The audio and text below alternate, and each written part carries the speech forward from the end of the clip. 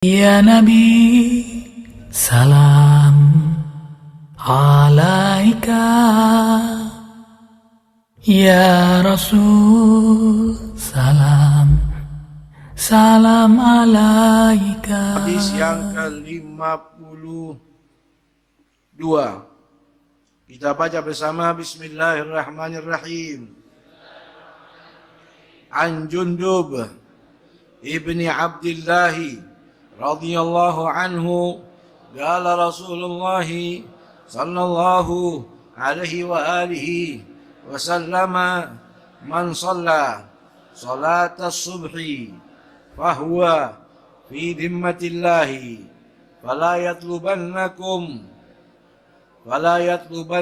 Allahu min dhimmatihi bisyai'in fa innahu man yatlubuhu min dhimmatihi bisyai'in yudrikhu thumma yakubbahu ala wajhihi fi nari jahannam. Rawahu Muslim. Artinya dari Imam Jundub bin Abdullah radhiyallahu ta'ala anhu arda, Rasulullah sallallahu alaihi wasallam bersabda, barang siapa yang salat subuh maka dia berada dalam jaminan Allah. Oleh karena itu jangan sampai Allah menuntut sesuatu kepada kalian dari jaminannya. Karena siapa yang Allah menuntutnya dengan sesuatu dari jaminannya, maka Allah pasti akan menemukannya dan akan menelungkupkannya di atas wajahnya ke dalam neraka jahanam. Hadis riwayat Imam Muslim. Hadis yang ke-52 yang dibawa oleh sahabat Imam Jundub bin Abdullah radhiyallahu anhu, semoga Allah meridainya dan kita mendapatkan barokahnya, amin. Beliau adalah sahabat Rasul yang berjuang bersama Rasul sampai pada akhirnya meninggal dunia di kota Basra, Irak. Lalu beliau mengatakan, Rasul telah bersabda, man shalla, barang siapa yang salat, salatas subhi, salat subuh, fahuwa fi dhimmatillah, maka orang itu berada dalam keamanan, berada dalam perlindungan, berada dalam jaminannya Allah. Allah yang jamin orang itu. Dalam hadis riwayat Imam Muslim malam ini tidak ada tambahan salatnya berjamaah. Dalam riwayat yang diriwayatkan oleh Imam Tabrani ada tambahan hadis salat subuhnya jamaatan, berjamaah. Tapi fikilal ma'nain, kita ambil kesimpulan dari dua riwayat, salat subuhnya pada waktunya. Baik dia berjamaah, alhamdulillah, atau dia salat sendiri. Yang penting pada waktunya. Merujuk ke hadis man shalla shalatas subhi, barang siapa yang salat subuh fahuwa fi dhimmatillah, maka orang itu berada dalam jaminannya Allah. Mengapa demikian? Karena salat subuh itu salat yang pertama dari putaran waktu pagi, di mana rata-rata manusia setelah salat subuh mereka mengawali pekerjaannya. Yang nuntut ilmu keluarnya pagi, yang ke pasar pagi, yang ke sekolah pagi, yang ke kantor pagi, sampai tukang roti pun pagi. Salat subuh adalah waktu pertama kali dari putaran waktu siang, yang dimana orang mulai menyebar untuk menutupi kebutuhan kehidupan mereka. Sehingga diletakkan keutamaan oleh Rasul di dalam hadis malam ini, orang yang sholat subuh, dia berarti mendapatkan jaminan daripada Allah Subhanahu wa ta'ala. Jaminannya Allah, kata ulama, luas. Dia dihindarkan dari musibah. Amin. Orang yang sholat subuh dijauhkan daripada mara bahaya. Amin.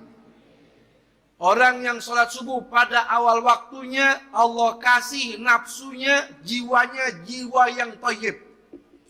Jiwanya, nafsunya, nafsu yang bagus. Dan Allah dekatkan rizkinya. Amin. Makanya fi zimmatillah. Bahkan banyak sekali hadis yang sengaja Rasul angkat keutamaan sholat subuh. Artinya bukan berarti hanya sholat subuh. Sholat zuhur ada fadilahnya. Sholat asar ada fadilahnya. Maghrib, isya, semua ada fadilahnya. Bahkan yang paling minim antara sholat wajib ke sholat wajib yang selanjutnya ada kafaratun lima bainahuma idza jtunibatil kabair. Antara sholat wajib yang satu ketemu sholat wajib yang selanjutnya ada penghapusan dosa bagi siapa orang yang menghindarkan diri daripada maksiat. Banyak hadis-hadis yang sengaja Rasul tempelkan keutamaan sholat subuh agar kita sadar. Ketika datang seorang sahabat ditanya oleh Rasul, mana si fulan? Apakah dia sholat berjamaah bersama kita di masjid? Dia tidak ikut bersama kita ya Rasul. Ditunggu sampai pagi, matahari muncul. Rasul bertanya, apakah dia sudah datang? Belum juga, wahai Rasul. Apa kata Nabi dalam hadisnya? Balas syaitanu fi uduneh. Berarti orang itu telinganya dikencingin setan. Na'udzubillahimin. Makanya dari awal kita mau tidur, tengah malam, kita minta perlindungan kepada Allah. Baca ayat kursi, baca ta'awud, baca kulhu, baca bismillah 21 kali. Berdoa minta pada Allah agar diberikan kemampuan untuk bisa sholat subuh. Betul? Kenapa orang yang sholat subuh fahuwa fi dhimmatillah, dia berada dalam jaminannya Allah Subhanahu wa ta'ala. Belum sholat subuh, saudara, baru jalan mau sholat subuh, dia dapat pahala. Basyiril masyain fi dhulami binuri tammi yaumal qiyamah. Kata Nabi, kabar gembira bagi orang yang keluar rumahnya masih gelap untuk sholat subuh. Dengan nanti di hari kiamat Allah berikan cahaya untuk orang tersebut. Ini belum sholat subuh. Sampai di masjid, dia sholat sunnah subuh. Pahalanya luar biasa. Man shallal fajra fi jamaah faka'annama. Man shallal fajra fi raka'atal fajri khairun minad dunya wa ma fiha. Salat sunnah subuh 2 rakaat sebelum salat wajib subuh, dia mendapatkan pahala keutamaan lebih afdal daripada dunia beserta isinya. Belum salat subuh. Lalu dia salat subuh. Man shallal bardain dakhala al-jannah. Ada lagi kata Nabi dalam hadis, barang siapa yang salat di waktu yang dingin, 2 sholat, sholat subuh sama sholat asar, masuk surga orang itu. Setelah sholat subuh kita duduk, ini bicara subuh nih. Duduk zikir sampai terbit matahari. Man shallal fajra, thumma qa'ada yadhkurullah ila an tatla'is syams, thumma shalla rak'atain, kanat lahu ka ajri hajjatin wa umratin tamatan. Siapa orang sholat subuh, setelah itu dia duduk zikir, baca wiritan, ngaji Quran, baca hizib, sampai terbit matahari, lalu dia tutup dengan sholat sunnah isyraq 2 rakaat, orang itu dapat pahala pergi haji dan umroh sempurna. Nempel sama sholat subuh. Makanya orang munafik paling berat tandanya kata Nabi kalau dia melaksanakan sholat subuh. Orang munafik gak mau, baginya berat sholat subuh. Adghalus shalah alal munafiqin sholatul isya wa sholatul fajri. Sholat yang paling berat untuk orang munafik, sholat isya sama sholat subuh. Kita lihat bagaimana diri kita. Jangan tanya orang, kita ini munafik apa bukan, jangan. Cukup kita ukur diri kita tentang 2 salat. Bagaimana kita punya hubungan dengan salat Isya, bagaimana hubungan kita dengan salat subuh. Kalau kita teledor, nggak usah tanya orang, berarti kita ini orang munafik. Ukurannya tuh, salat subuh. Mudah-mudahan Allah berikan kekuatan untuk kita bisa istiqomah menjaganya. Mempersingkat waktu. Lalu kelanjutan hadis ini, apa kata Nabi dalam hadisnya? Fahuwa fi dhimmatillah, fala yatlubannakumullahu min dhimmati bisyai'. Maka jangan sekali-kali kalian mencari-cari sesuatu yang bisa merusak jaminan Allah untuk muslim yang sholat subuh. Ini hukum kedua. Ilmu kedua dari hadis ini, yang pertama keutamaan sholat subuh. Yang kedua, ancaman bagi orang yang usil, jahat, keji kepada orang yang sholat. Terutama sholat subuh. Jangan sekali-kali Anda mencari-cari perkara kepada Allah dengan menggoda, usil, jahat, zalim kepada orang yang sudah dapat jaminannya Allah. Dengan apa? Dengan sholat subuh itu. Apa kata Nabi? Fa'innahu, karena sesungguhnya man yatlubuhu min dhimmati bisyai', jikalau mana Allah menagih orang yang merusak jaminan yang telah diberikan kepada muslim yang sholat, dirusak, digoda, dianiaya, dizalimi oleh orang lain, ingat, yudriku, orang itu akan terkejar musibah.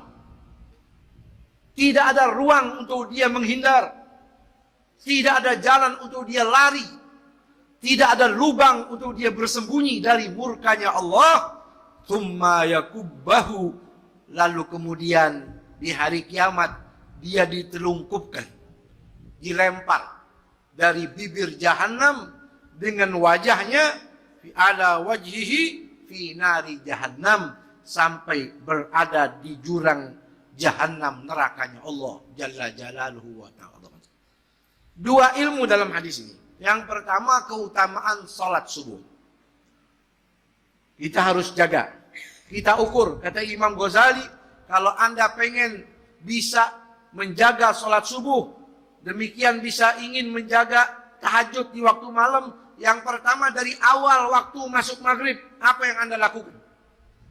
Setelah azan maghrib, setelah sholat maghrib, apa yang Anda lakukan? Kalau Anda ngaji, Anda zikir, kalau ulama kita sekarang ratib haddad, ratib atas untuk kita baca, di situ permulaan kunci agar bisa tahajud, bisa sholat subuh. Tapi kalau di awal waktu maghrib itu kita isi dengan ngobrol, nonton TV, hal yang tidak guna, kita telah membuka malam dengan cara yang salah. Setelah itu dilihat apa yang kita makan. Kalau yang kita makan makanan haram, jangan berharap bisa menjadi orang yang ahli tahajud. Boro-boro bisa jadi ahli tahajud, otomatis susah untuk bangun subuh. Lalu dilihat tidurnya, kalau terlalu malam, maka sulit. Jadi kita ukur sendiri. Hadis atau keutamaan ilmu yang kedua dari hadis ini, jangan pernah jahat, zalim, usil kepada orang yang sudah dapat jaminannya Allah, yaitu dengan sholat subuh. Gak boleh mengganggu orang yang sholat. Orang sholat kita lewat di depannya saja gak boleh, betul? Orang sholat kita tertawa kepadanya gak boleh. Bahkan diriwayatkan, walaupun hadisnya tidak sahih, man adhaka musalliyan faqad abka nabiyya. Siapa orang mentertawakan orang yang sholat, maka seakan-akan dia telah membuat nabinya menangis.